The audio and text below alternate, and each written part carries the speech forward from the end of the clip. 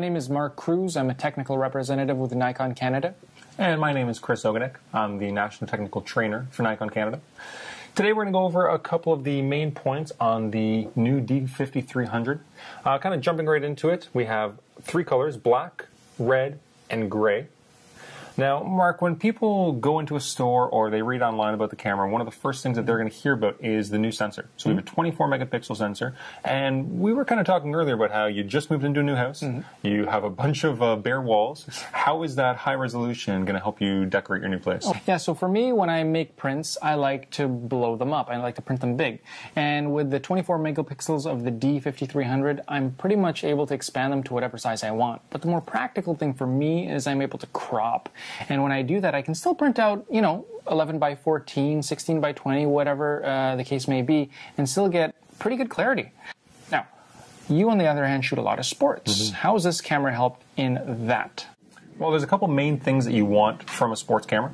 First is you want a high continuous frame rate, and the next is you want a very accurate autofocus system that's actually going to track your subject. So with the D5300, you're getting 5 frames per second, so it's quite fast for a compact little camera like this. You also have a highly advanced 39-point autofocus system. So the best part about this system is, yes, there's a lot of points, but they're very densely packed together, so the camera always knows where your subject is, whether it's tracking towards, away, or laterally as well.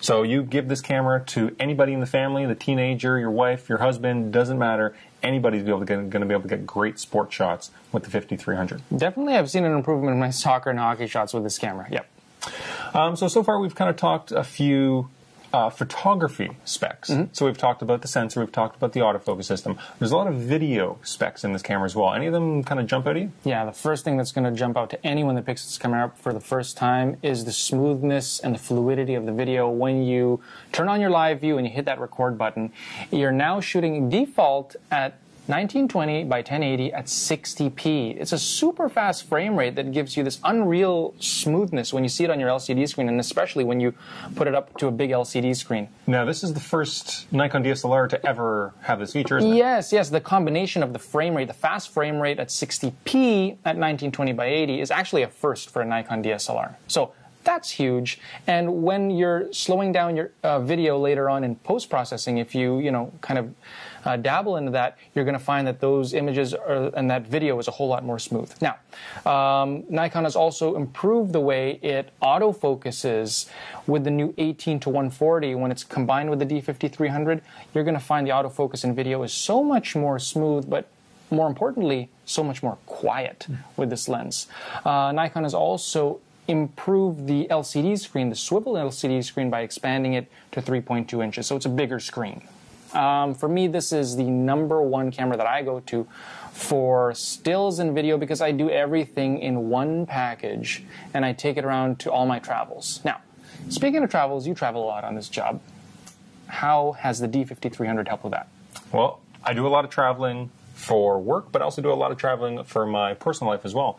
And one of the things I like to be able to do is look back at the photos I've taken and see not only where I took them, but also share those locations with my friends and family to be able to kind of show off the whole package. With the D5300, you have a built-in GPS device in the actual camera itself that automatically will geotag every photo that you take.